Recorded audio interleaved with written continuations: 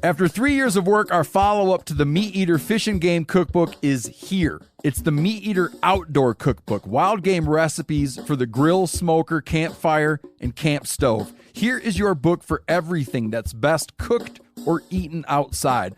From grilling to open fire cooking to Dutch ovens to smokers to barbecue to backpacking meals to how to pull off the perfect fish fry, with pit stops along the way for lessons about Ice Age cooking methods and the best 5 ways to construct a cooking fire you can be proud of. And of course, we're focusing on wild game and fish here with over 100 recipes, including stuffed venison burgers 3 ways, wild duck with ahi verde sauce, a jerky made with cola, a gin and tonic made with fire-charred lemons, and grilled frog legs made with a sticky sweet sauce. This ain't your normal cookbook, so be prepared to be surprised. Get your copy now. For more info, visit themeateater.com or buy it wherever books are sold.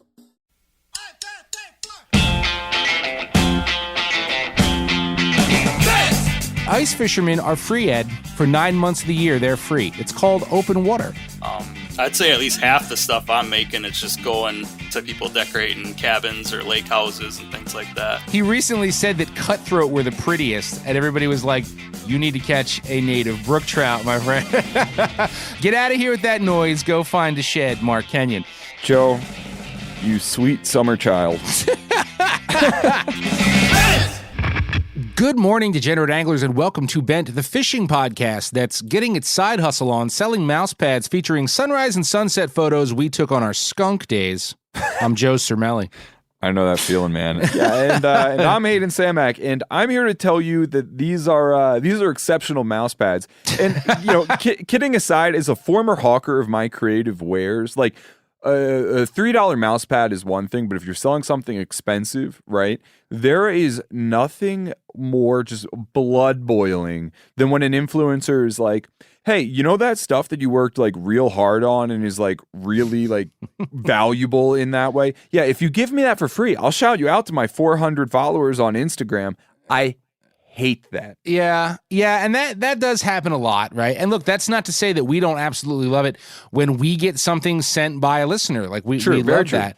But to actively solicit that sort of thing, it's just kind of lame. And that's another way of saying, for the record, just so you guys know, if you ever see me or Hayden post something from a listener that somebody made, we did not ask for it. You know what I mean? Like, it's cool. We have some cool people out there who are like, hey, I make this. I'd love for you guys to check this out. And if it's something that we can use or that's cool, we're always happy to do that, and we will shout you out. But we certainly don't seek, makers out and ask for this stuff. Yeah, can I have that sweet decoy? We'll get to that later, man. I own a couple decoys and I bought them. But that said, I can tell you truth from the bottom of my heart. Throughout my entire career, I have always tried to use my platforms, whatever I had going on, whether it was in a magazine story or gear roundup or podcast or whatever, to give exposure to the little guys when I could and when appropriate. I have such a soft spot for people making really good, unique stuff in garages and basements and small operations all over out there. I love that stuff. Yeah. I think we both like share that similar outlook on the bespoke, if you will, bespoke, whatever. And as much as like I would like to buy all your cool plugs, rods, flies, and whatever else you make, our seemingly limitless outdoor podcast host money only goes so far. And Joe, I think you see exactly where I'm going with this. Yeah, you're going to Wendy's tonight because that's what you can afford. I see where you're going, and I only eat elk liver, bro. I think what you're getting at is we love our sponsors at 13 Fishing, right? Because you got to talk about the big dogs too. we do. That is true.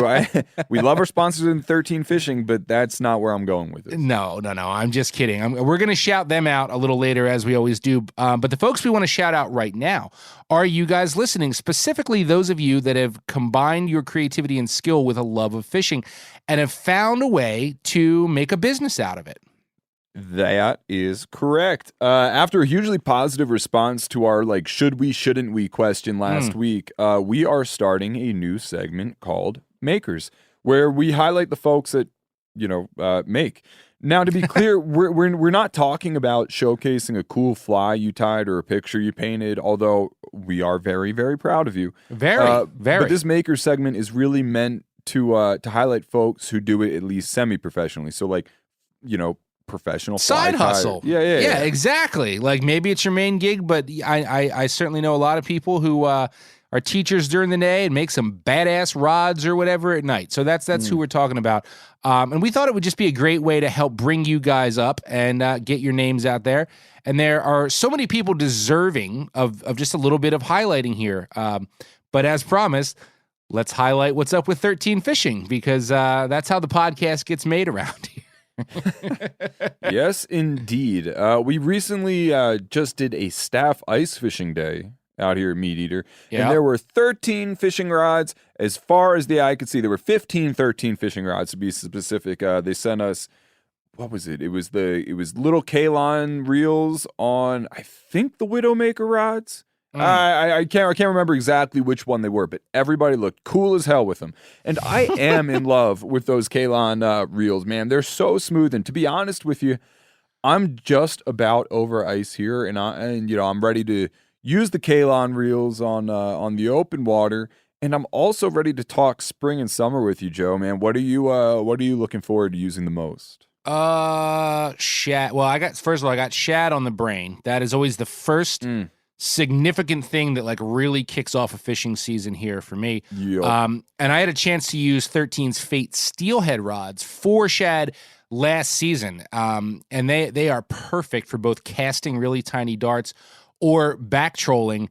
And shad have a lot of similarities to steelhead, particularly that they change direction very quickly. So those long whippy rods and that ability to sort of absorb those turns. Steelhead rods traditionally have made great shad rods, but the Fate steelhead are particularly good. But yes, it is warming up here. I'd say 3 weeks-ish. We'll start hearing reports of the first shad around here, and I'll be out there. I have, full disclosure, I have never caught one on my first try of the year because it's generally too early. I'm just so itchy to go. You hear like, oh, there were 2 caught down here, and you're like, I'm going right now. But it usually takes a week or two. But maybe that trend will be bucked this season. Maybe first time out, I'll get it done. Yeah, I'll tell you what, man. Let's see. Number one, I used to do the same thing with salmon all the time. Like up on you hear about one and you're like, it's on. No, it's not. Dude, I would just start going up at the end of August, man, just to hang out and start getting my sea legs under me, or my salmon river legs, as it were. The other thing, man, is I think I'm going to be on the East Coast a little bit towards the end of April, May. And are the shagons still be in there? I know that you see them up high. There's plenty to do if there's not, but the last few seasons, surprisingly, man, I've had great shad fishing almost up to Memorial Day. So really? late May starts to get a little but like there's other stuff to do. Late April, that's like primo. Can't be a better time than late April. My girlfriend and I are planning a turkey hunting East Coast tour, so I might have to make a little detour. Anyhow, well, look, hey, I hope the early season shad works out for you, and I love everything 13 makes, but I happen to know something that they don't make: spearing decoys. That is a niche market. Right there, niche indeed. Mostly by local craftsmen. Yeah, well, makers. We all see where you're going here, so just go ahead and get there already. Let's do it. All right, folks. So today, in our first ever installment of our Makers series, we're talking to friend of Bent, Ryan Ebert, to hear about his obsession with spearing through the ice and the decoys he makes to do it. Today, we're doing our tool time salute. Fishing.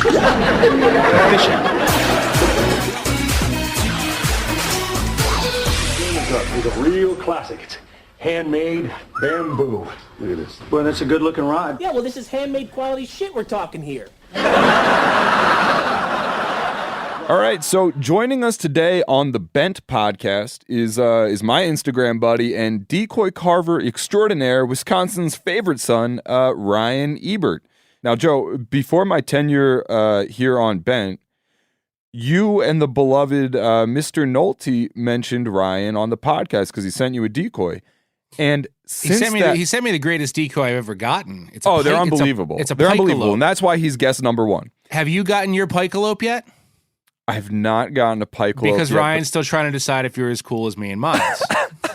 Well, since that faithful day, I've been a big fan of his. And while I do not have a pikelope, Joe, I do have a cutthroat, and I do have another like working decoy on the way. My girlfriend caught her first perch through the ice, and it was like a big one. So in order to commemorate that, I solicited Mr. Ebert for a replica perch. Nice. I have said to Ryan, have I not said that you could actually just carve fish like in lieu of taxidermy? You're good enough to do that, I think, where that could be another avenue for you. Like, we have to explain that, like, these are not like the like gift shop decoys. Like, your level of detail borders on taxidermy. I appreciate that. I don't know. An artist is always his worst critic, so I don't know if I'm quite at that level, but I get that, but I'm telling you they're good. I sold my pikelope for $2,000 on eBay. Nice. I think I got a commission coming. Well, in addition to his decoys, Ryan also does like apparel. And in fact, I own like 5 of his t-shirts, or I used to own 5 of his t-shirts. Realistically, I'm allowed to hang on to 1. And my girlfriend, she's stolen the other 4. Actually, dude, this is a total coincidence. No, it's not. He's rolling up his shirt. You did that on purpose. Oh, you got the cuts of meat shirt on. Yeah, the pikelope. Yeah. I swear I did not do that on purpose because we scheduled this very last minute. Anyhow, I've been a big fan of his. We have folks at the office who are a big fan of his. Seth and Chester demanded that I get them both pike spearing hoodies. Anyway, the dude makes a nice shirt, but that's not really what he's here to talk with us about. Joe? What? You want to talk more about the decoys? I do, yeah. So this is our first Maker's segment, which, by the way, if Maker's Mark is listening, is that not perfect? If Maker's Mark Whiskey would sponsor the Maker's segment here on Bent. But yeah, it only seemed right to kick this off with you, Ryan, because we've just, again, we have some decoys. We've been following each other on the Instagrams. And I think decoys are very interesting, right? Because fair to say that while they certainly have function, because there's a whole culture of people out there that actually use them for spearing, they're one of the weird things that you can make in the fishing realm that also has a whole other life as sort of collectible, right? And also there are people who just make these things that are never meant to get used, unlike yours, that are just like gift shop kitsch.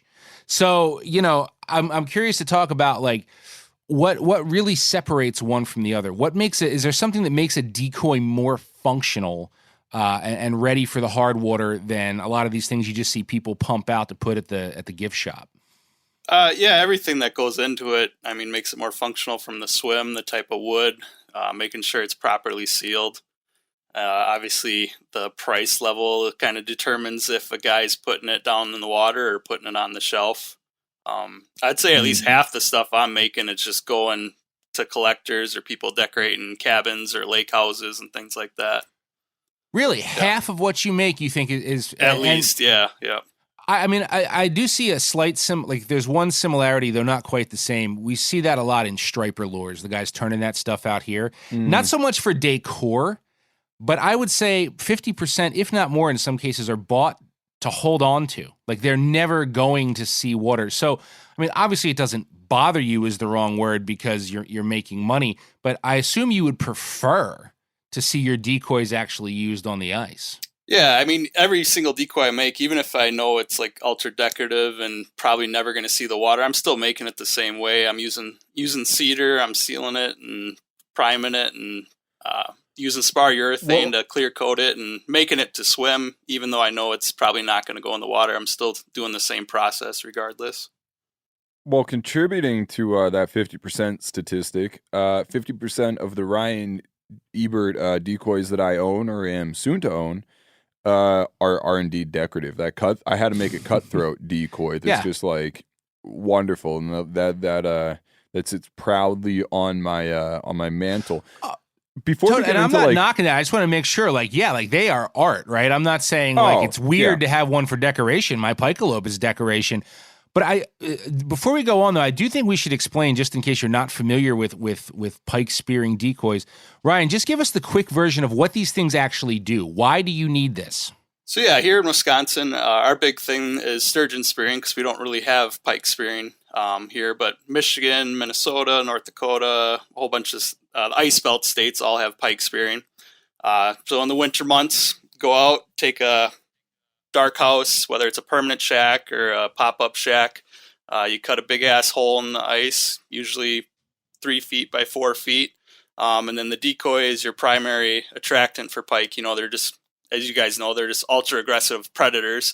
So they're generally coming in and either eyeing it up or they're smacking that decoy and biting, chomping down on it. And then you're sitting above with a spear and that's how you get them. One question that I have is, how did you get into making these decoys? Like, what was the genesis of Ryan Ebert decoy production here? So about 15 years ago, I got into pike spearing through a good buddy I went to college with. We both went for graphic design, so that's where the kind of the apparel design comes in.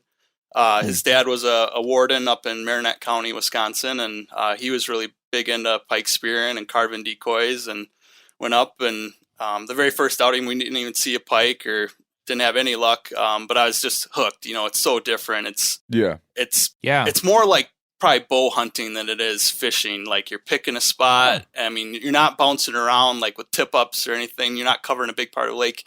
It's like duck hunting out a chimney. I mean, you got one little area, that you're watching and you're hoping they come in and you're just waiting and it can be boring for hours on end, but then all of a sudden that 5 seconds of a monster pike or any fish coming through, it gets the heart pumping and there's no guarantee of connecting either. It's not as easy as some guys think. You're not just slaying them.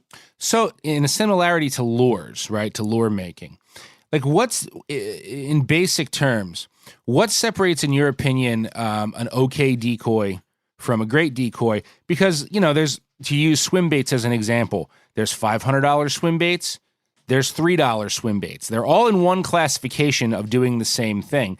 And, there are people who argue, me in some cases with predator fish, that if he's hungry and interested, like, he's going to eat the $5 swim bait or he's going to eat the $500 swim bait. But yet I still recognize that in terms of action and what they do, there are obviously nuances.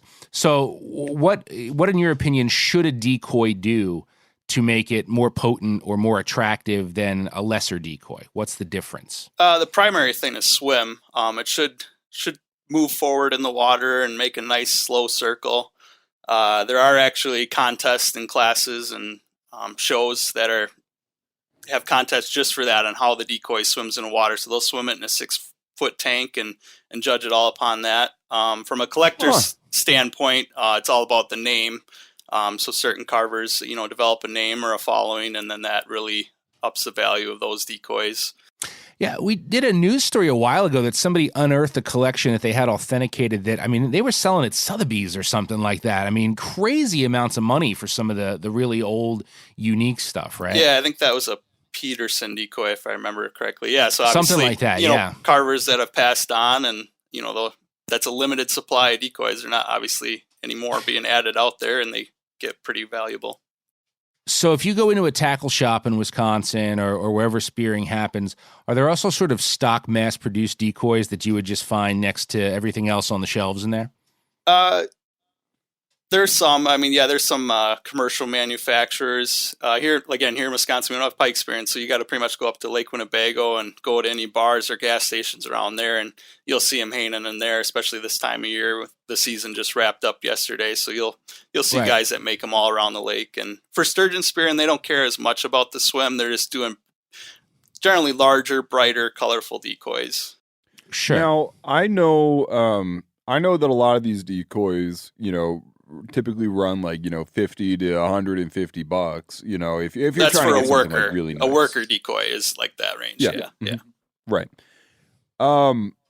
I do know an extremely effective decoy that you can buy for 99 cents, and it comes with it comes full of coffee. I sent what? Yeah, I sent Chester Floyd sturgeon spearing with a friend of yours. John Mertz. John Mertz, right? He's out of Misfits Minnesota. decoy. Yep. Yeah. I sent Chester up with a John Mertz decoy, and he wanted to use it, but the hot thing on the lake happened to be styrofoam coffee cups. Ryan, it's probably not styrofoam. It's probably ceramic. Yeah, like a regular coffee mug. Yeah, sturgeon guys will throw anything down from disco balls to Barbie cars. I watched a dude put 2 duck decoy, or I think they're geese decoys, like back to back, wrapped around. I mean, they'll just throw anything. Because sturgeon are big, curious dinosaurs, so you're just trying to throw stuff at them that they haven't seen before. So they're not always swimming traditional decoys on Bago. That's fascinating. Yeah, But the pike, because it's more of a predatory response, you want those decoys to swim in a very particular way, and you want them to be representative of something a pike might have like a predatory reaction to. Yeah. Generally, you want them to swim better, but even those, you want to mix it, swim styles, ones that are fast or slow. I make some that are called like wiggle decoys that are finless, and they kind of act like they're dying. The eyelet's on the bottom of the belly, so when you jig it, it kind of does like a belly flip, like a dying shad kind of. Yeah. Kind of like a big old like flutter spoon. Yeah. Especially on a slower day, you're just kind of throwing different stuff at them until you see what really gets them going. So perhaps a dumb question, right? Because I certainly do understand the culture behind this. In fact, I've always wanted to dumb questions on the Bent podcast. Yeah, I've always wanted to try pike spearing, right? I've never gotten a chance to do that. You guys got an open invite. Yeah, I should take you up on that. We're going next year, Joe. Yeah, well, I've been wanting to do that for a while. But anyway, does anybody ever, I don't know, use like a live sucker as a decoy with a couple treble hooks in it, or maybe put some treble hooks on their decoy? Yeah, just in case. Every state has different, obviously, regulations. So you can put what's called a cheater hook on a traditional decoy. And there are guys, especially in Minnesota, they like to run a live sucker, and usually a regular decoy they'll run 2 down. Again, anything just to see what's getting them going that particular day. Gotcha. For sturgeon spearing, you can't run anything with a hook, and I don't think you can use live bait at all.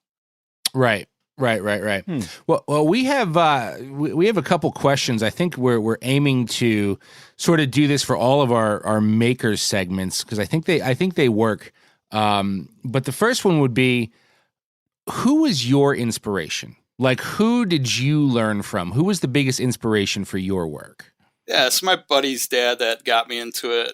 He's a retired warden now. He definitely got me into the whole pike spearing, and I picked his brain starting out, on making decoys. And like I said, there's shows that I go to, and I've met other carvers and just, gotten tips from everybody. And everybody's got such unique styles. And is there a particular carver that you go, I would like to maybe not make something identical to that, but I'm using this dude's process more than others as a particular influence? Not any particular one. There's definitely parts of my process that I can credit to different guys that have told me how to cut fins better or do like the gill details better. So it's more of a technical influence than an artistic influence. Yeah, definitely. Yeah, I definitely don't try to like copy anybody's style, or if they do a particular thing that they're known for, I wouldn't. You're not the Bass Pro Shops of the carving world, is what you're saying. No. Right.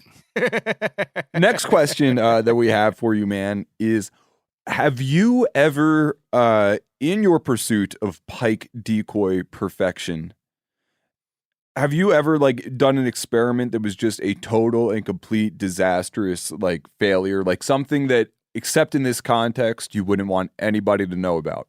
Share that with 15,000 people real quick. Utter failures? No, but I've had stuff that's really just made me pull my hair out. When I make the full-size pikealope, man, those antlers really mess up my whole waiting process and getting it to swim. And I'll spend hours on one decoy, on one full-size pikealope, getting it to swim. Paddlefish is the same thing because they got that real long, nose on them. So that really makes the balancing of it super tricky. So But you've just brought up something interesting. So even if I'm commissioning you to make a decoy that's going to be purely for decoration purposes, and you know that, you are still making sure that thing swims if I wanted it to. Absolutely, because if it doesn't swim, if I'm not making it correctly, it's not a fish decoy. That's what separates. That's what levels you up right there. Is even if it's a decoration, it would perform if you needed it to. Yeah. And I've done some like fish plaques, mounting on wood. So that's purely decoration, and that's a totally different thing. But yeah, if it's a fish decoy, I'm making it to swim. Like I said, my whole process is the same either way, even if I know it's just going on a shelf. Yeah. You hear that, folks, man? When you're buying a Brian Ebert decoy, you're not only getting an artistic representation, you're getting dedication to craft. Laying on thick. Anyway, well, thank you so much for coming and talking to us, man. Do you want to tell our listeners where they can find you, on social media, and then if they would like to buy something from you, where they might find you as well? Yeah, primarily my Instagram is where I'm sharing all my fish decoys and spear and apparel. So that's Ryan Ebert Art. Etsy is what I sell most of my stuff through, which is also Ryan Ebert Art. I'm also on the board of directors for the National Fish Decoy Association, and we have a show in Perham, Minnesota. That's April 22nd, I think, that weekend. So if you guys want to meet me in person, you can come to that show, and I'll have lots of decoys there. Pretty much everything I'm making right now, I'm kind of holding and setting aside for that show, so there's not much on my Etsy shop available right now. Right on, man. Well, we kicked it off with ice decoys. The possibilities are endless, Hayden. Lure makers, rod makers. Who will be next on makers? Well, I'll tell you what. If you think that you are the next maker, send us what you make. We will assess it and then decide. No. Email us at bent@themeateater.com with a little bit of paragraph about you and an example of your art, and hopefully you get to be on the show soon. What do you think, Joe? Is that an appropriate plug there? Very appropriate. All right, thanks, Ryan. Yeah, thanks for having me. Dude, so cool. I love that, man. Yeah, Ryan's stuff is truly outstanding. You should all check him out if you haven't already. And while the ice is dwindling, I would say, in my region, I know a lot of you still have good ice, and maybe you're not into spearing, but just hate the fact that, ice fishing just allows you to kind of drop a bait or jig straight down. Yeah, I cannot stand that. Isn't it horrible? You just feel like, man, if this water were just open, I could cast anywhere I wanted to. Well, here's that trolling thing, man.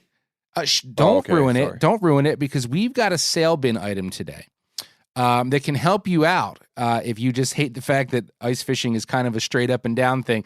And this should be fun, because I already know Hayden and I have different opinions about this item. Well, why did you put the head in the paper? You don't know what I'm getting at. Well, you didn't have to be so hurtful with me, so angry. This sale bin entry comes to us from listener Isaac Lintz, and it's a weird one because he said he saw this on Facebook Marketplace, but he didn't supply a link to the item. And I went on Facebook Marketplace and searched it. I looked for it myself, and I couldn't find it. But what Isaac told us was that after seeing it for sale somewhere out there on the interwebs, he ended up wanting to dig deeper, and he looked this product up, and he found it on YouTube, 2 videos, and that's what he sent, was these 2 links to these videos, and the product is called the Bait Transporter. Yeah. And now, before we start picking this apart, let's just describe this item in the simplest terms. Yes. The Bait Transporter it's like a flat wooden kind of like planer board almost, with a point at one end, and below it is a motor, and dangling from that is a downrigger release clip. 50 feet of cord are connected to the motor, and what you do is you attach your fishing line to the release clip, slip the bait transporter under the ice, power it up, and off it goes, carrying whatever lure or bait you've connected 50 feet from the hole you drilled. And once it gets to the end of the cord, it turns and will continuously run in a 50-foot circle around your hole. Right. Now, neither of these videos made it clear to me at least, if the idea is to take a bait out, right, and then you snap the line out of the release clip and your bait falls, or you effectively troll a spoon or a crankbait or whatever under the ice, that's how they're showing it in action. They show this thing pulling a spoon behind it. My guess is that it will do both, but I have issues with both of those objectives separately, which we'll get into in just a little bit here. Yeah, so now that we have a full understanding of what this product is, let's discuss who's selling it. His name is Ed Smith. I'm out here on Lake Superior today. It's a beautiful day. We're just off a little rainbow stream. And I have this new sport fishing device that I'm going to be using today. It's something I invented. It's called a bait transporter. In case you're wondering, yes, all the music in Ed's videos sounds like what was playing when the baby whale is finally born in Blue Planet. I'm pretty sure it's also like the stock music that my brother has a drone and he makes these drone videos, and I think that's the same stock music that they give him to make the videos with. It's very strange. Anyhow, Ed seems like a good salt of the earth dude, but he's also the kind of guy, and I think we all know or know one, that's like a basement tinkerer. Yes. Ed is a mad scientist, an engineer of sorts. But whereas some folks spend lots of money prototyping, it looks like Ed built his prototype for whatever he already had laying around the garage. Yeah. Much like some prototypes I developed in high school. Yeah. So the name, even the name bait transporter, is crudely burned into the wood plank. I did love that touch. But it tapers at the end. It's like he ran out of room. Like, when you're writing some long shit and you're like, I don't have enough room for the E and the R. So like bait transporter shrinks away, and like there's barely enough room on there. Now underneath the motor that moves this device, that provides the thrust, it's just a small fish tank water pump, right? So basically it's got like a little jet drive going on. And the cord is 50 feet of that thick, clear cord where you can see all the copper wiring inside, right? And then every few feet, Ed put foam bobbers on the cord, strung bobbers on the cord, to ensure that the cord would float underneath the ice instead of sinking away. And all of this glory and power is run by a car battery that he has out on the ice with him. Yes. And now, so like the case that Ed makes in his video is that despite all the electronics available, these modern ice fishermen still fish like cavemen, meaning like they can only drop a lure in like a 1 foot area, I guess, on like the lake. So I'll let Ed explain what that means. This is a picture I drew of the very first ice fisherman. Yep, he's a caveman. Now over here, I have a picture of today's fisherman. He's got a camp, and he's got a four-wheel drive truck and a trailer and ice huts with televisions and stereos. He's got ice tents. He's got fish finders and underwater televisions. He's got snow machines. If you look here, you'll notice that he is doing the same thing as this guy over here. So that means since the beginning of time, ice fishing has never changed. So if you watch this video, he actually draws a caveman fishing and then compares it to another drawing of modern ice fishing. And they're like something my kids would have drawn. A very potent piece of rhetoric. It's very funny. It's very funny. Now, Ed claims that with his device, right, you can fish anywhere within 7,000 square feet of the hole. And his tagline, sort of his tagline, is that this device sets ice fishermen free. Now, listen, Ed, I do appreciate the thought process and the work that went into this. And I'm not saying that there's no ingenuity here, right? It does steer itself in a circle and all that. I mean, there was some thought put into this. But my gut reaction to the idea of this freeing of the ice fishermen, even before I get into the logistics, are that ice fishermen are free, Ed, for 9 months of the year. They're free. It's called open water. I see what he's trying to do here, but isn't part of the skill and fun of ice fishing, about being able to, first off, go wherever you want on the lake on foot, not needing a boat, and then, finding the perfect spot to drill a hole, and you're hoping that you're sitting right on top of the fish. Like, that's just kind of what ice fishing is to me. So this kind of changes the game, and I don't know if it's positively, but you ice fish more than I do, so I want to hear your thoughts. Joe, you sweet summer child. Man, I think it's okay. So is Ed's invention a little hokey? Sure. Mm-hmm. But there are things that I like about it, and some of the things that I like about it would be what you might consider a critique of it, except you got to think about it the right way. So that copper line is like really good, because my initial thought was like, well, why don't you just take like a remote control, like I'm sure they have some remote control submarine or like, whatever, and just like, zip it around underneath the ice with like a crankbait attached to it. And then I realized that steering it back to the hole blindly would be really difficult. So like +1 for the giant copper cord. 2, my next critique was, man, isn't that like a lot of stuff, like a car battery? Isn't that like a lot of stuff to like bring out? And then I thought about it for 3 seconds. I was like, bro, you camp on the ice all the damn time. The amount of crap that you bring out there with you, like you wouldn't even notice the car battery. So I like that. Or it's not that I like that. It's just like it's a non-issue. It's a moot point. My other kind of critique is this is basically the ice fishing equivalent, or I guess the terminal tackle equivalent of like side scanner compared to your like drop down the hole transducer. You know what I mean? Like you're basically as a side scanner amplifies your visible area or radar area. The what the hell does he call this thing? Bait transporter. Yeah.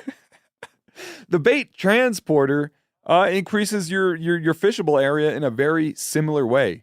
Now, here are some actual critiques that I have over it. Like, number 1, Ed, golly, man, make the thing look better. Just put some more time into like presentation, man. It's fine. Just spray paint the whole thing and just start over with a nice graphic, man. That'll get you so much further immediately. Next thing I have like a problem with is I'm not sure how fish would react to this underwater from the standpoint that everything's like kind of lethargic. I don't know exactly how fast this goes, but I wonder how effective, like in a type of fishing that demands such a subtle presentation, how effective that like trolling at whatever speed might be. Mm-hmm.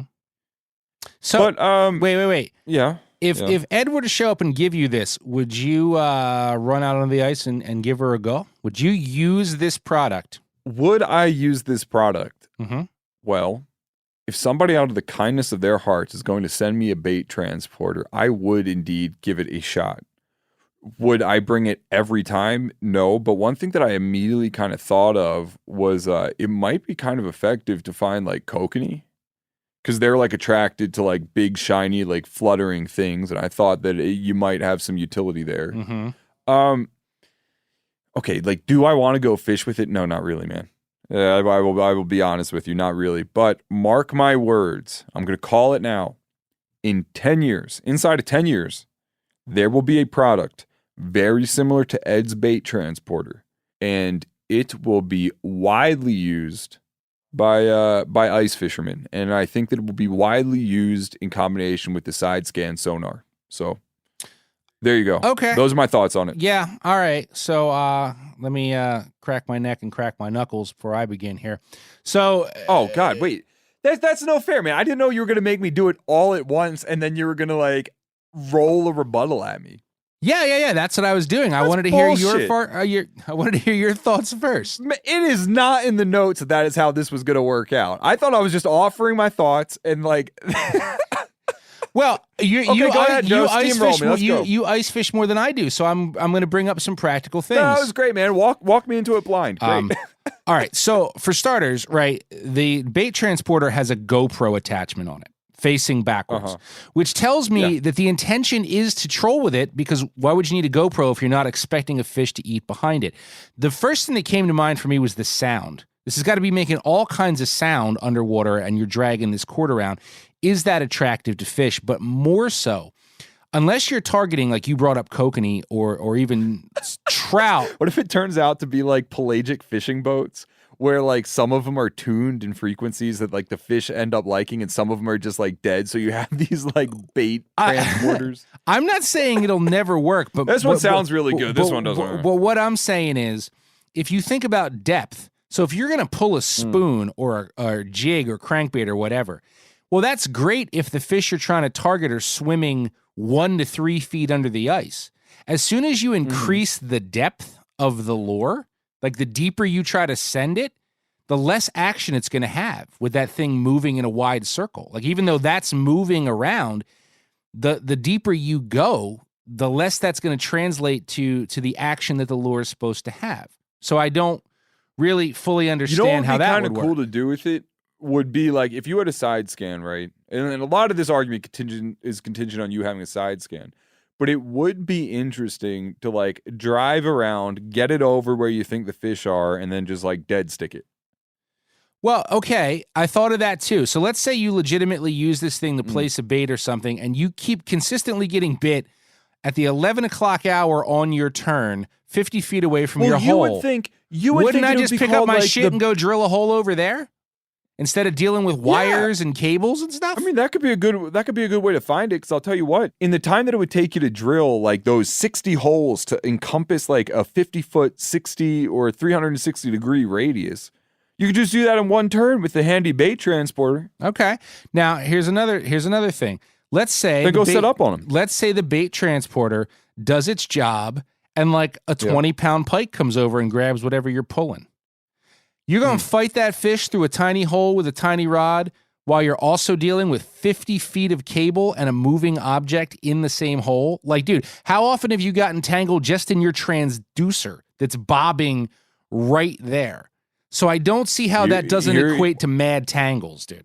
Here's my argument there, man. I would say that like the one wire that is going down the hole and immediately banking 90 degrees is less in the way than my like heavy transducer that's like hanging down 3 feet below like what I'm fishing. Okay. And my last thing was, if you're going to use this for bait delivery, like to drop a dead bait further away from you or something, it doesn't move particularly fast. So is it really more efficient to keep pulling this thing in by hand, dragging all the cord in, setting the release clips, sending it back out, and it goes along real slow? Like, is that more efficient than just drilling more holes in the area to find the fish? I think if it was just going out and doing one, I would agree with you. I'd be like, yeah, you got to send this thing under. It goes out 50 yards, or 50 feet or whatever it is. But because it's like running that circle, I would say that, yeah, that is more efficient. I would say definitely takes less time. Well, the only thing I will say, I don't agree that this is going to be the next big thing, right? And it's not going to be like side scan, because side scan lets you see to the side, which would allow you to move your hole based just on what's on your screen from side scan. But I do think if there was something here, like, we got to get to the Tesla, and Ed just built the Ford Model A. You know what I mean? Like years and years and years down the line, maybe there's something here that, acts like a drone that goes one way and then just automatically comes home. I don't know, but I think to make that technology really efficient, it would be a really expensive item. And I don't think your average ice fisherman is going to go for that. I think he's going to go out, hand auger his holes, jig up his perch, drink some beers, and go home. I don't see it, but I could be wrong. I don't know. Yeah, I don't know, man. Well, the precedent for ice fishing being expensive has already been set. Our buddy Jay Seaman's out there with those snow bear things, dropping down like the $6,000 side scan total setup. But that's not the average person, dude. That's not your average guy. And for something to make it, I think in the market, it has to be affordable, and a lot of people have to want it, right? Like, that's not, well, you know who else is not the average guy. Our buddy Ed. Well, now Ed's getting after it. I give a lot of credit to Ed. It's not Ed, but he's created something here that I felt was worth debate. Also, we know of it because of Isaac. So Isaac, thank you so much for sending this. Thanks, Isaac. Yes, this was a really fun one. We'll put a clip of this product in our Instagram stories today so you guys can check it out. And if you find something fish or fishing related on your favorite online classified that's just ridiculous, please keep sending those links. Send that link to bent@themeateater.com. Do please write in or hit us up and let us know what you think of the bait transporter. I'd be really curious to hear if you guys think it's a great idea or not. Again, I'm not trying to take anything away from this guy, but come on. It's a lot going on. It's a lot happening. I think you're going to hear that it's genius. Also, if you'd like to hear what a winning news report sounds like, stay tuned as I crush Joe in this week's installment of Fish News. Fish News! That escalated quickly.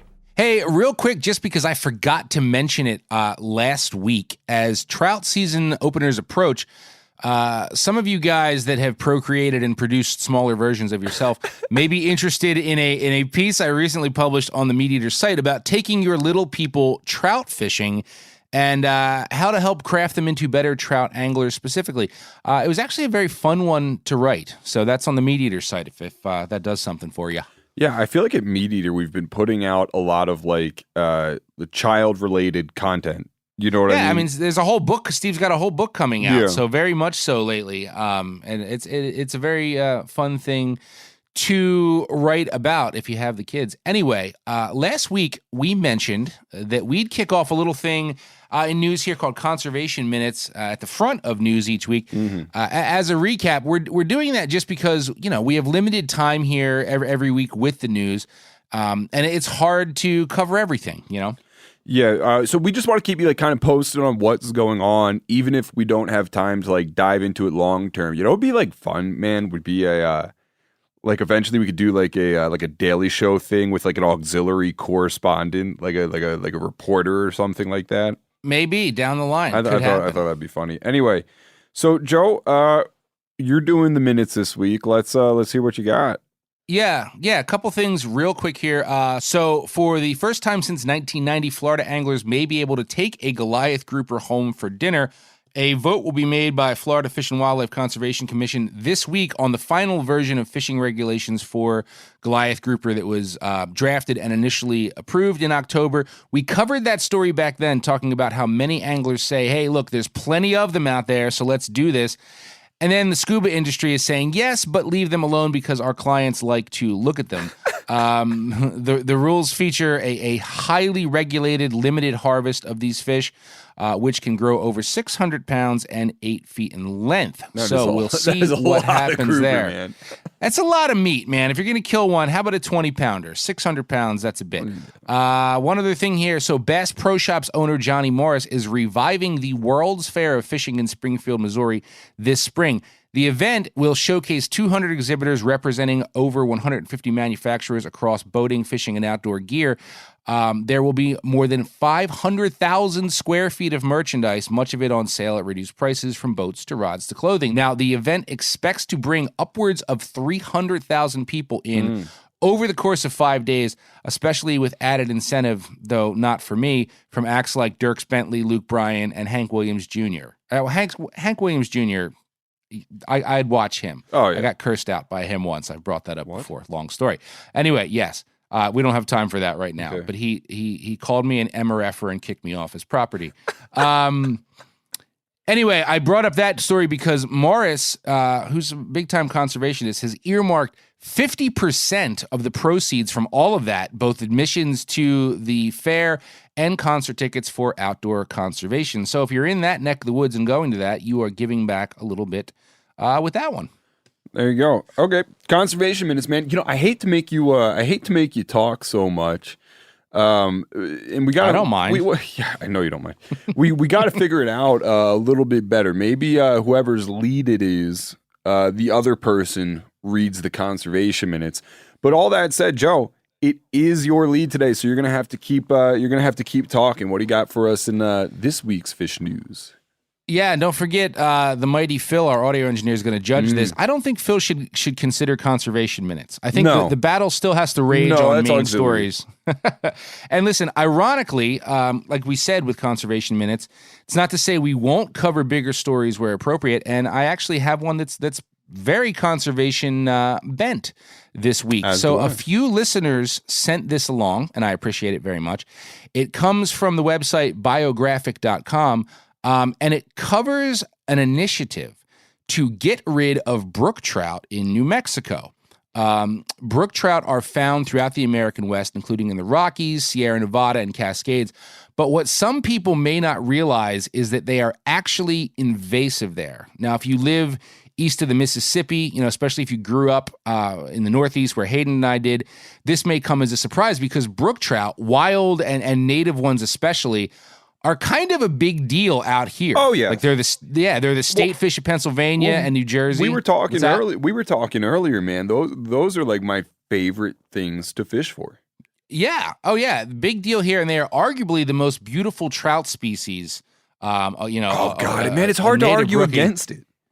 Well, I know. Although Mark Kenyon just recently did from over there at Wired. Mark Kenyon's caught like 6 fish, man. All of them are on Instagram. Listening. I hope he's listening. He recently said that cutthroat were the prettiest, and everybody was like, "You need to catch a native brook trout, Mark." So I was gonna say, get out of here with that noise. Go find a shed, Mark Kenyon.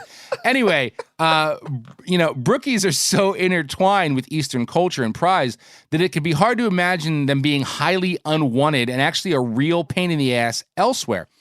According to the story, which provides a fascinating history lesson, just so we understand what's going on, the Mississippi River, that's the natural barrier that stopped those fish from getting west, from migrating naturally. And they theoretically could have through the Mississippi, but it's just too warm. So that was like the natural barricade, which means every brook trout west of the Mississippi was planted, and planting was rampant during the era. Hold on. I'm sorry. I'm very interested in your news story. In the wintertime, like a brook trout couldn't just grease across the Mississippi? It could, but if you think of where a lot of these wild and native brook trout are in comparison to the Mississippi, you'd be talking about fish swimming from the headwaters in North Carolina and West Virginia and wherever, all the way down to the big water, all the way to the Ohio River or whatever, all the way through the Ohio to the Mississippi. I had like a totally like childlike conceptualization of what you were talking about. No, what I imagine this like little cold water estuary going right down to the edge of the Mississippi, and another cold water estuary just right on the other side, and the brook trout is going. Whoop. No. Sorry, that's why I'm saying it's theoretically possible for them to do that. Right. Okay. But last time I interrupted your story. Sorry, continue. No. Plus you got to consider predation. Like if you're a 6-inch brookie swimming through the Mississippi, something is fucking eating you. You know what I mean? Anyway, planting was rampant during the era when European settlers were arriving in the U.S. in droves, and as they migrated west, they don't know what kind of fish they might find out there. They thought it would be a good idea to take brookies along. They like trout. They know trout. And then as the rail system developed, they had special fish cars that were designed just for this transport. And along the route, they would just stop at trackside lakes and rivers and either offload the fish with trucks or just fill milk cans and run them down and dump them. It's a really interesting story. It said during this time, during the late 19th century, what was referred to as acclimatization was in vogue, and it means that people back then wrongly believed that introducing a species improved ecological conditions. Here's a quote. Yeah, here's a quote from the piece. Building up like a menagerie. It's like we're going to make that better, right? And it's a great quote from the story. It says, as author Kim Todd writes in Tinkering with Eden, ponds and lakes, rather than being viewed as complex ecosystems, were treated as outdoor aquariums waiting to be filled. And it says, even the Sierra Club, which now campaigns against invasive species, was involved back then, transplanting large numbers of brook trout and other trout into lakes and streams along its guided routes through the High Sierra so that paying customers could have an authentic wilderness experience. So bottom line, as pretty as wild brookies are, they're also pretty voracious, and they outcompete native species for food and habitat, which brings us back to this current eradication effort. Graduate students from the Department of Wildlife and Conservation Ecology have been shocking Leandro Creek in New Mexico in an effort to compare brook trout numbers to native Rio Grande cutthroats, which are one of the most maligned trout species in the country. Today, the Rio Grandes are found in only 10% of their historic native range. And brookies and Rio Grande cutthroats are the only trout that live in this tiny stream, and the team was seeing 5 brookies for every 1 cutty when they shocked. However, that's not shocking. Yeah, exactly. Right now, however, most of the brook trout, good one. Thanks. Most of the brook trout the team captures, they are males, and that's because Leandro is the host of an ongoing experiment using Trojan trout. Is that a trout condom? No, I think it's playing off the Trojan horse. No, I get it. But when you're talking about breeding and you label although something there's a horse on Trojan condoms too, pocket full of Trojans. Wait, I think Prince said. Is that where Trojan condoms? You can research that on your own time. Okay, I'm going to keep going on here. So, what is a Trojan trout? A Trojan trout is a lab-produced brookie. That they are made to carry not 1, but 2 copies of Y chromosomes that codes maleness. So they have no X chromosome to pass on. So to break that down, these lab-made Trojan brookies, they can spawn with the wild female brook trout in the stream, but they'll never pass on the chromosomes to create more female brook trout. This sounds like it's going to work. Well, maybe. So the program has been going on since 2018. These Trojan brook trout have been implanted in several streams across the Vermejo Reserve. However, this actually all started way back in 2008 when fisheries biologist Dan Schill came up with this idea and started making brookies at a hatchery in Idaho, I believe it was. Now, you said this is going to work. This hasn't been in practice long enough to determine if it will.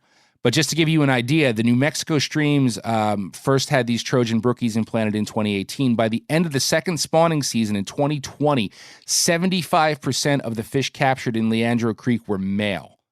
And also 30% of the juveniles captured from test streams in the area were the male offspring of the YY Trojan brook trout. So the idea, right, is that this will eventually cause the brookie populations to just burn out because there won't be any females.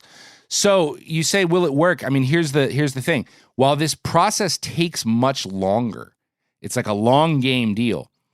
It could definitely be a better alternative to dealing with invasives with things like rotenone, right? A chemical, they've used that in Maine as an example to rid certain systems of smallmouth. The problem with chemically treating, of course, is that you risk killing the fish you're trying to save to get rid of the ones you don't. Yeah, but all good things take time, man. I'm actually... this story was on the periphery. I thought about taking this one. I didn't read all the way through it, but this is one of the first conservation solutions of this ilk where I've heard it and been like, oh, that actually sounds pretty tenable. So it makes perfect sense. It's just how long does it take to play out? And here's a final note, and you're going to find this interesting because I was blown away by this right here. It turns out that east of the Mississippi, several states, including Tennessee and North Carolina, are also very interested in Trojan trout, ironically, to save their native brookies, which are being overtaken in many watersheds by non-native rainbow trout. So we've stocked so many rainbows on the East Coast that they are actually breeding strongly enough in certain areas that little wild rainbows are overtaking our prized native brookies. So these states want these labs and hatcheries to start creating Trojan YY rainbows for us to put in these mountain trickles in North Carolina and West Virginia and stuff to get rid of the rainbows. Yeah, I'm genuinely excited about this, man. You hear this kind of story played out with early, I'm using quotes, wildlife management, particularly I was talking with somebody about this the other day, wildlife diplomacy. Roosevelt dropped all those elk down in New Zealand. You know what I mean? It's weird that coinciding with the ease of international travel, a lot of folks were like, you know what, it's going to be a great like gift to give to this country that I'm hoping to build relations with, an invasive species. Yeah. Yeah. And I think this is a really fascinating approach. The thing is, if you're looking at it on this very small scale, these small streams, these headwaters in the east and these small streams, I mean, they're doing this in streams you could jump across, right? Like your Pennsylvania blue line type of streams. But like, is this translatable to Asian carp? Yeah. To snakeheads? Would it eventually? I mean, now once you jump into these big systems where you're trying to eradicate something in this huge watershed versus seeing how it works just in this one stream first, is that viable? But I think it's a very noteworthy and cool study. I love the idea of it. I really do. Yeah. Yeah, and it seems like a good way to like manage these really delicate ecosystems that are these blue lines and these like headwaters. And I remember, now on the East Coast, one thing that we don't often do is, it's not like out here in Montana where like all the fish you're fishing for are wild. On the East Coast, I never killed wild fish on the East Coast. No. Never. No. But one of the few wild fish that I did kill was in a particularly good brook trout blue line that will remain nameless. I had fished it a couple times, and it was one of those spots, and I've told you about this place. You fish it like twice, 3 times, as spring or summer, and otherwise you try and keep the pressure off it rather. But you could do like, a bunch of you could catch all the brook trout you wanted out of there and just have a ball. And I caught a brown trout in there one time. You better believe, man, I pulled that thing up and popped its gills, and I ate it. I mean, the irony of all this is that most of the things we love are theoretically invasive. There's brown trout down the street from you in Montana because somebody put them there, So I always get a little bit of chuckle out of that when I see these things. Although in this case, we're at least dealing with true natives. Rio Grandes are true natives. The brook trout out here are true natives. But it's like this is an example of where planting ultimately was a bad deal. At the same time, I'm sure there are other rivers in New Mexico that are loaded with rainbows and browns that people love, but they weren't there either. Somebody dumped them too. So it's always like, a little like, haha, see? Are rainbows in New Mexico? Or are they like on the right side of that water? No. I mean like wild. I think so. Yeah. I don't know that for sure, but I mean, they're wild throughout the Rockies, and there's Rockies in New Mexico, are there not? Yeah, but they're not wild on like this side of the Rockies because we're east of the Continental Divide here. Right. Like, and I'm listeners, I'm bad at geography. That's basically what I'm asking Joe about, who appears to be equally bad at geography. No, you are west of the Divide in Bozeman, are you not? No. No? Listeners, again, whatever. Joe is also bad at geography.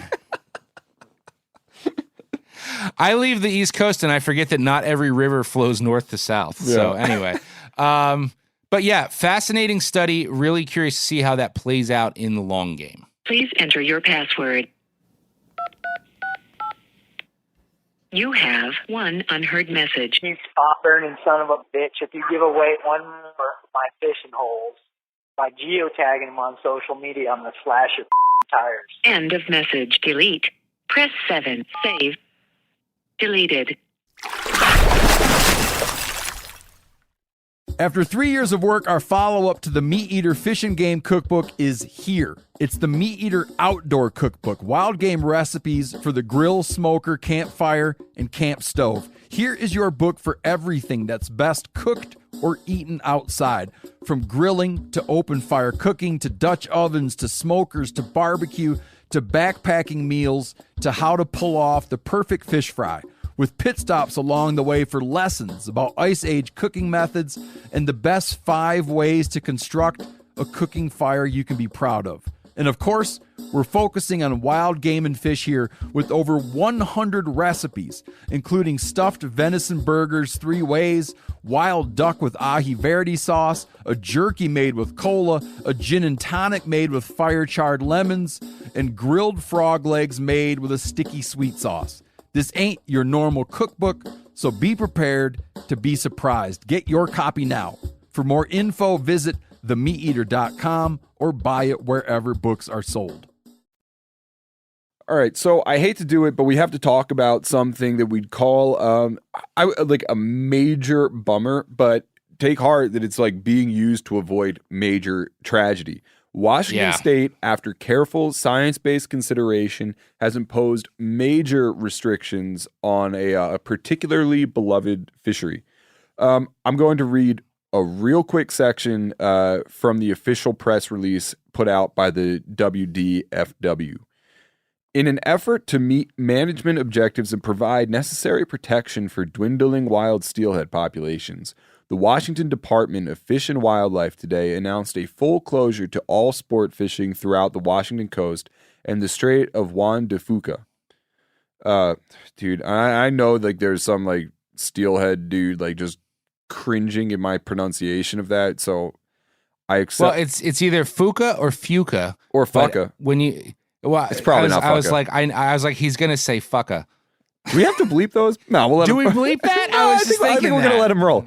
It's a proper noun. Anyway, the full closure will take effect Tuesday, March 1st. So this happened on what was that? Tuesday?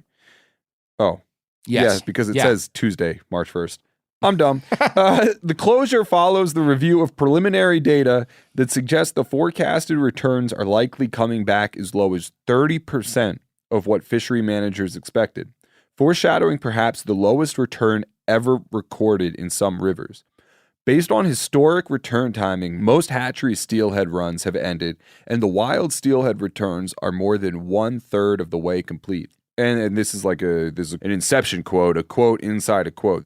Throughout our conversations with anglers and the broader coastal community, we've been upfront about our commitment to designing fisheries that meet our conservation objectives, said Kelly Cunningham, WDFW Fish Program Director. With this preliminary data in hand that now suggests coastal steelhead returns are significantly lower than we've expected, we need to take bold, swift actions for the future of these runs. Now, Now, this is tough, and there are multiple sides to what's going down here. Right away, people... I think we got to say, like, West Side Steelheaders' heart goes out. But, I mean, if this is what it's going to take to build back... I'm sure there are some people who agree with this. The same thing has been suggested on the Striper Coast. Like, how about we just not fish for them for a few years? So, so I feel so bad for you guys, but maybe drastic measures. Me too. You know? Right away, people are going to be disappointed, and this is going to hurt a bunch of guides who make their livelihood pursuing these fish. There is no doubt about that. But here's the thing. At least for now, it appears it's short term. Right.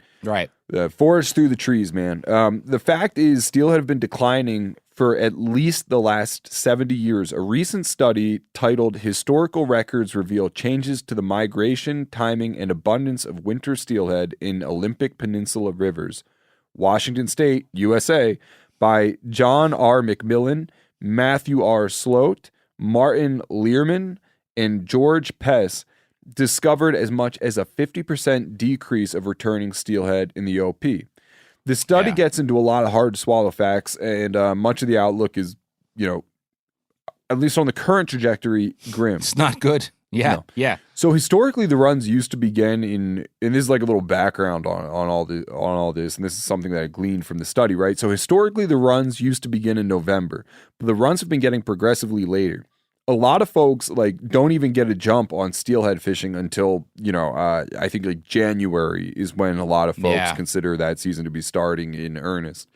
The authors of the aforementioned study hypothesize that this is not so much the fish as a whole, like simply delaying their return to freshwater or like shifting run timing. Rather, what they think that we're witnessing is a shortened run, perhaps having lost the early returning steelhead in their entirety.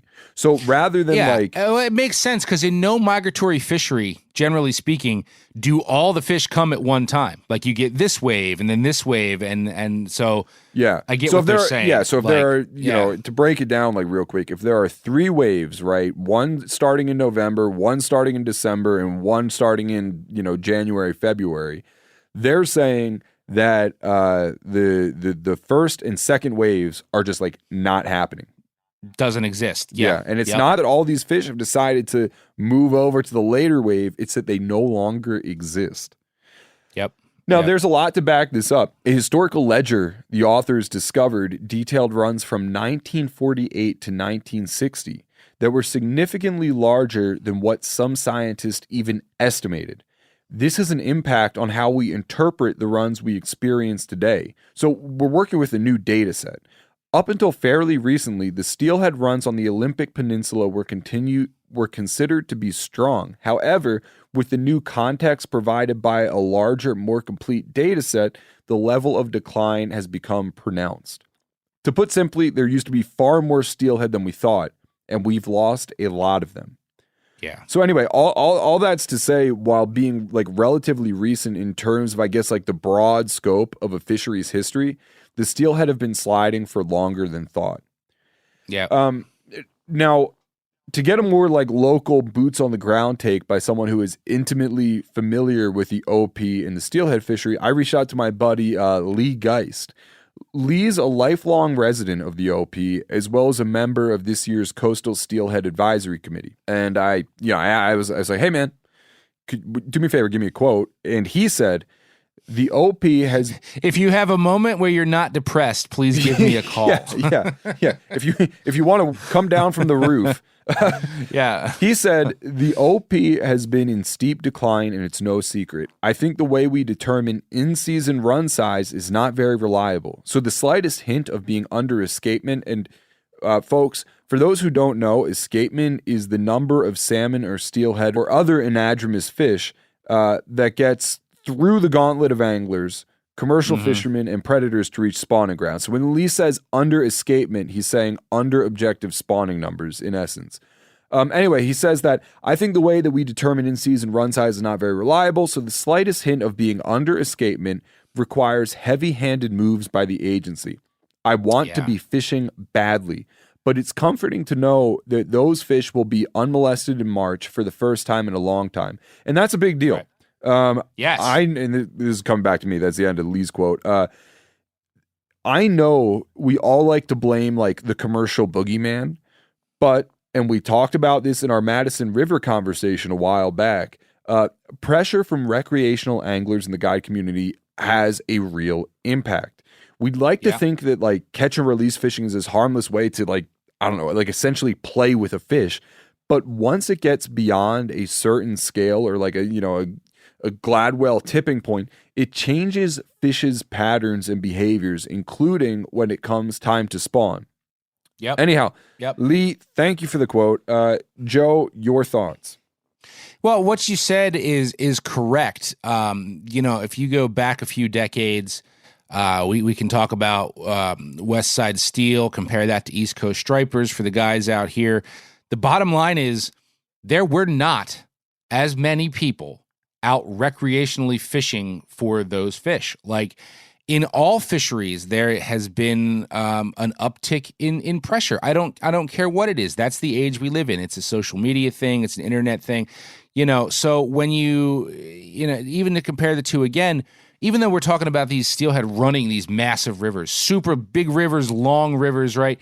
They're still in this confined space, which makes them vulnerable, right? They're going to use certain passages to move up. Guys figure that out, versus striper in the ocean. But even then, you look at something like spawning season here. Well, if there's 3,000 boats in Raritan Bay on a Saturday where they're all spawning versus 200 boats 30 years ago or 100 boats 30 years ago, shit, yeah. Like for anybody to say that, recreational fishing for certain things is no longer a factor. In other words, there's always been this attitude of like commercial, like recreational guys, the government could let us do whatever we want and it's never going to have an impact. No, that's not true. Like that's just, false thinking. There are instances where I agree more or less. Like tuna is an example. I don't think there's enough people with the means to go tuna fishing with the right boat and the amount of money for that to make much of as much of an impact as big commercial operations. So it varies, little by little depending on what we're talking about. But I mean, once those steelhead get in a river, it's just another trout in a stream. So you think about your favorite trout stream, forget about a migratory run. If that got pounded, over and over again, and people were taking fish and harassing fish, like you said, any fishery will adapt to that pressure, and the fish will behave differently. It kind of, I won't call him out by name, but we recently got a letter from a listener about his struggles on the Salmon River in Pulaski. That's East Side Steel, right? Manufactured fishery. Dude, having good fishing there is harder than it was 10 years ago. Oh, yeah. I don't care what anybody says. And some of that is because of some sort of pitfalls with runs and year classes. But okay, all those fish are still there. You can't tell me they're not adapting to pressure. They are getting harder to catch than they used to be. So I think as painful as this is now, I would bet the bulk of the devoted West Side Steel crew is like Lee said, good. Give them a friggin' break for one season through March to just, be completely left alone, unmolested, no fighting. Because I'm not an expert, but I'm pretty sure the further these fish get up the system, the further away they get from the coast. They've been through dams and an onslaught of this and that and the other thing. You catch them 7,500 miles up the system. Now you're also fighting a fish that's been through a lot of shit. So it's very reasonable to say that fish might not have as good of a chance to survive or get to where it needs to spawn.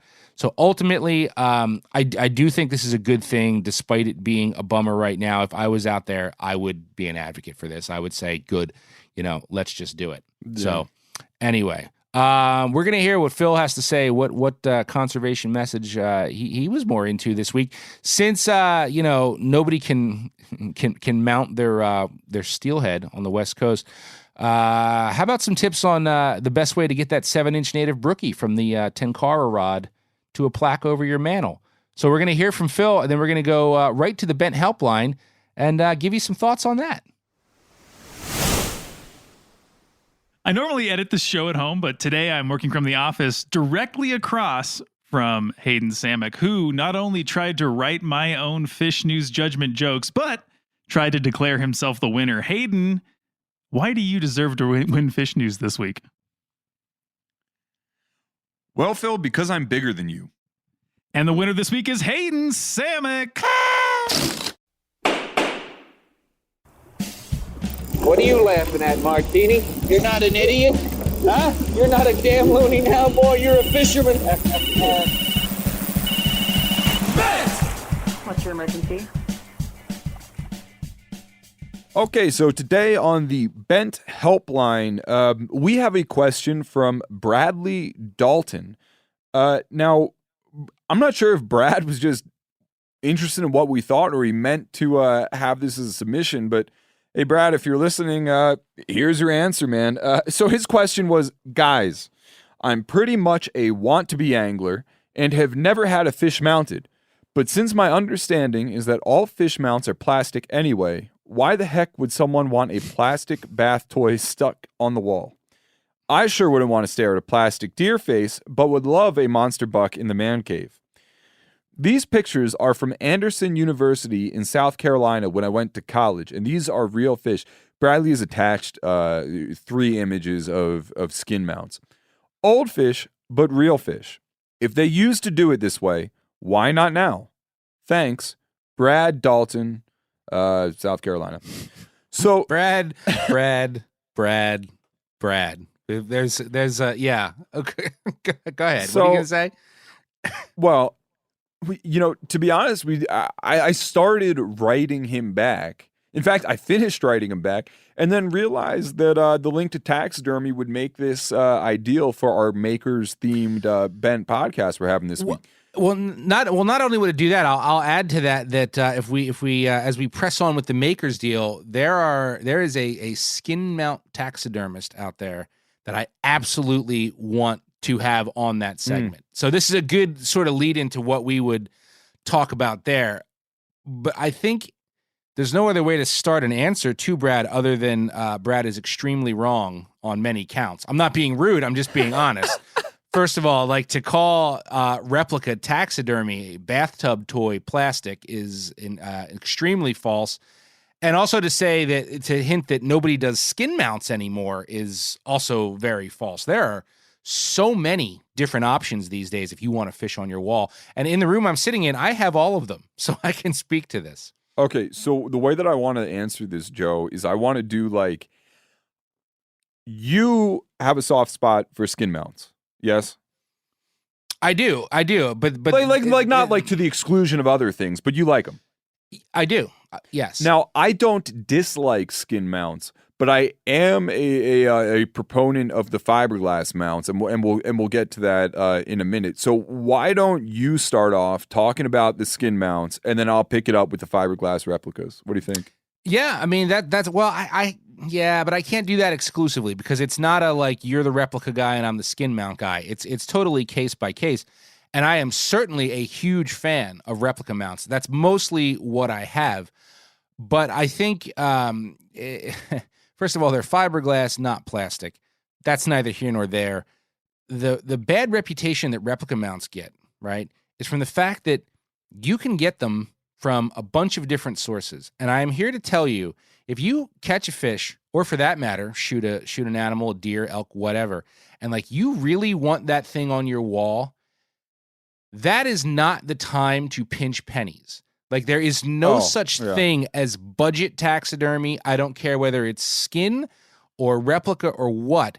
So yeah, I mean, just to use, I'm looking right now, the first bass, striped bass I ever caught that was broke 40 pounds, I had a replica mount made. I had that made by a small-time operator in Philadelphia who was known throughout the area for his detailed paintwork. So even though it was a replica, right, his paintwork is phenomenal. But I love how I teed you up to talk about skin mounts, and instead you've just like totally trodden over all the replica arguments I'm about to make. But I'm getting, well, that's too bad. Okay, you let me speak first. This is the risk you take. Always a mistake. Always. But a mistake. I can't talk skin without explaining this. So, it's a beautiful replica mount. Likewise, you catch a 40-pound bass and you only want to spend a couple $100, you can get a mount out of Florida. There are like King Sailfish mounts, Gray's Taxidermy. They make exquisite replica mounts. There are clearinghouses that'll knock out a 40-pound striper for you for not very much money, and it is going to look like dog shit. Like the paint job is not going to be good. It's going to look like shit.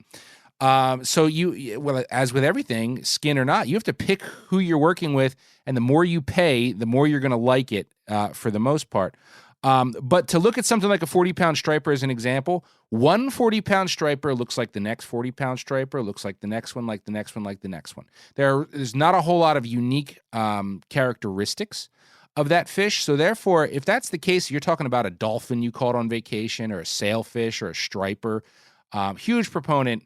I mean, if you want to, of letting, the sailfish go, or even if you take the mahi home to eat, there's no reason you can't have your fish tacos, but need to save that for a skin mount. Now, likewise, there have been instances where I just felt skin was the option I would be happier with in the long run. Prime example, I have a silver salmon here on my wall.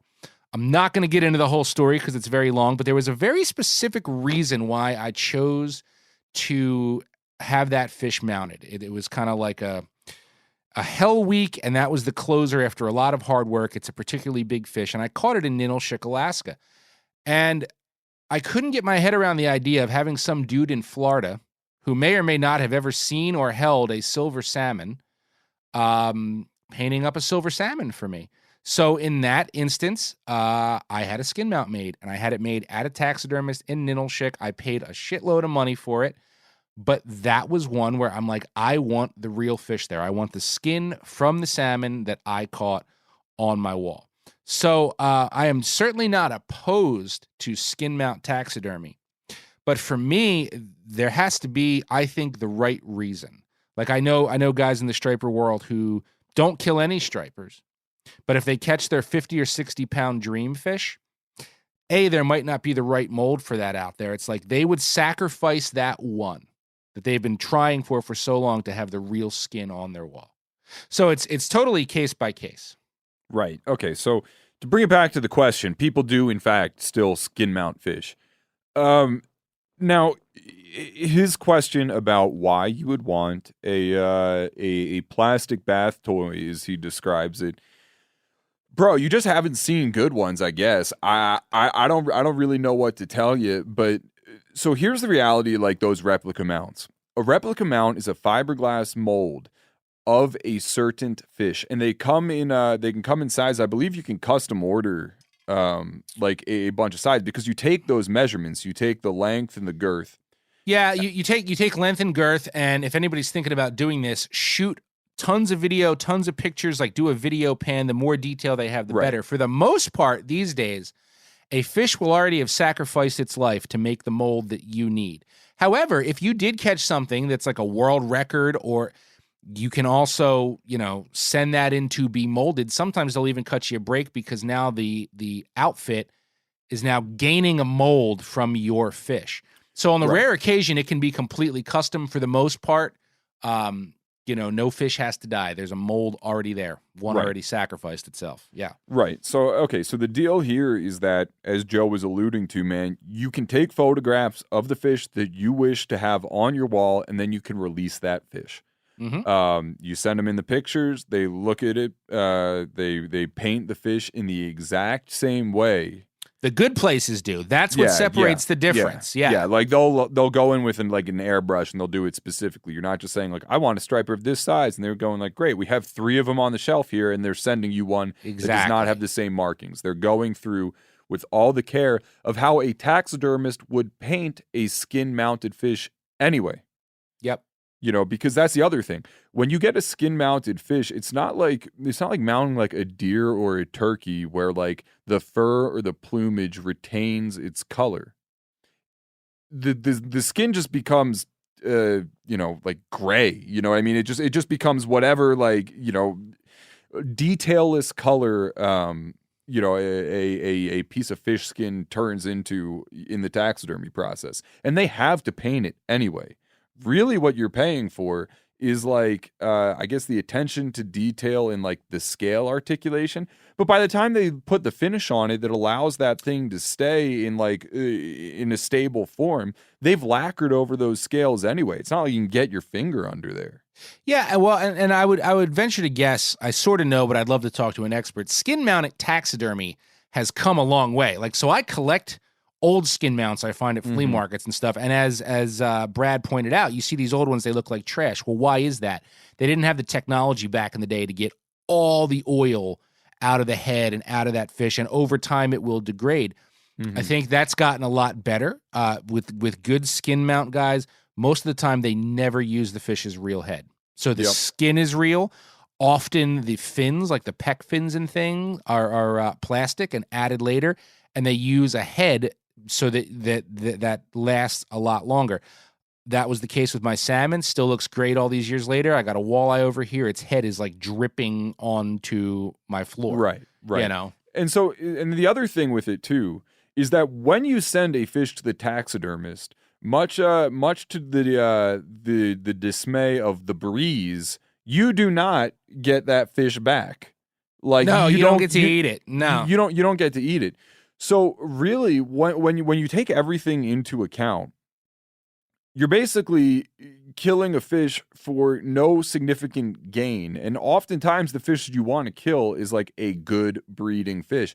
Basically, I don't know if folks know this, but I'm pretty sure it's whales and humans are the only things that live beyond their like reproductive capabilities, right?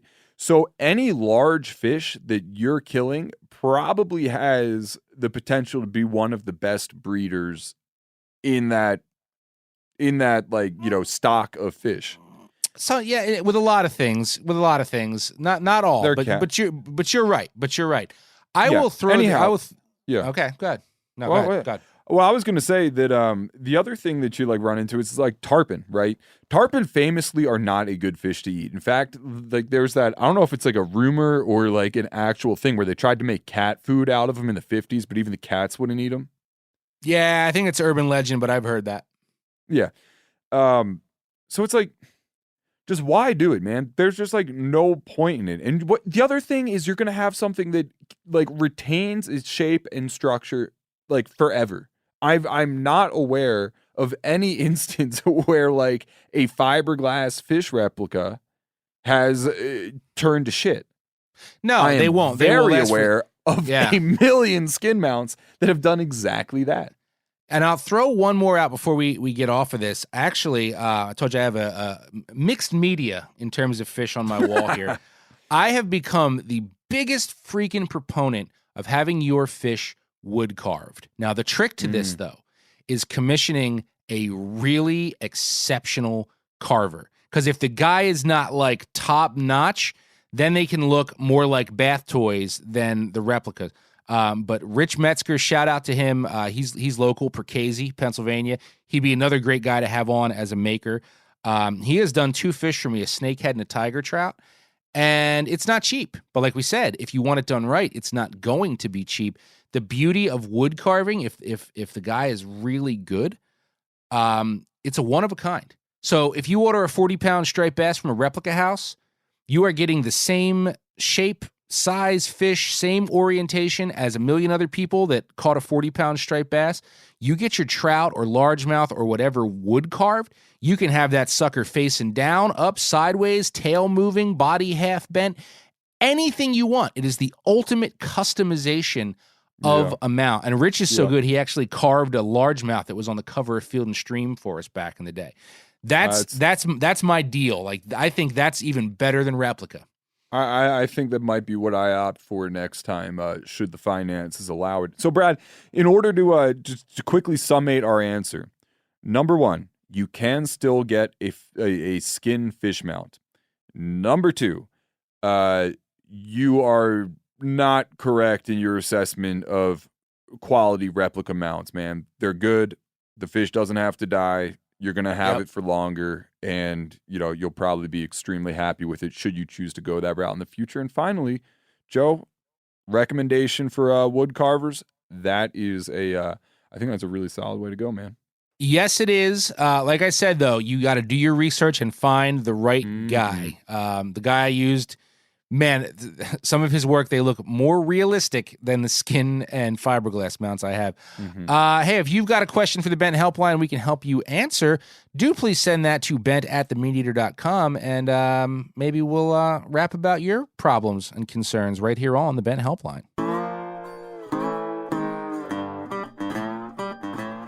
So that's it for this week. Hopefully, we've inspired you to get out and make something, whether that's a sandwich, a memory, or a payment on your student loans. No, man, rebel. No payments on student loans. Don't do that. You'll get in financial trouble.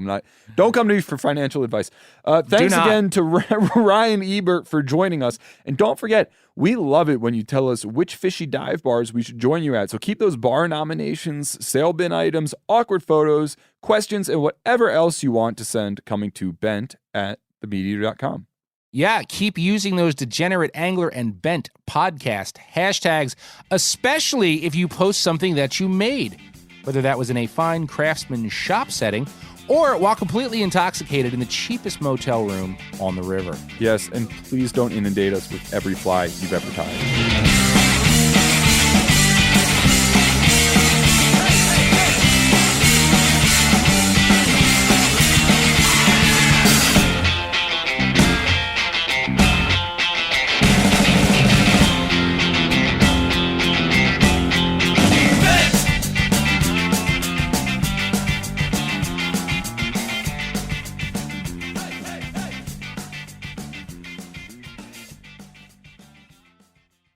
After 3 years of work, our follow-up to the Meat Eater Fish and Game Cookbook is here. It's the Meat Eater Outdoor Cookbook, wild game recipes for the grill, smoker, campfire, and camp stove. Here is your book for everything that's best cooked or eaten outside.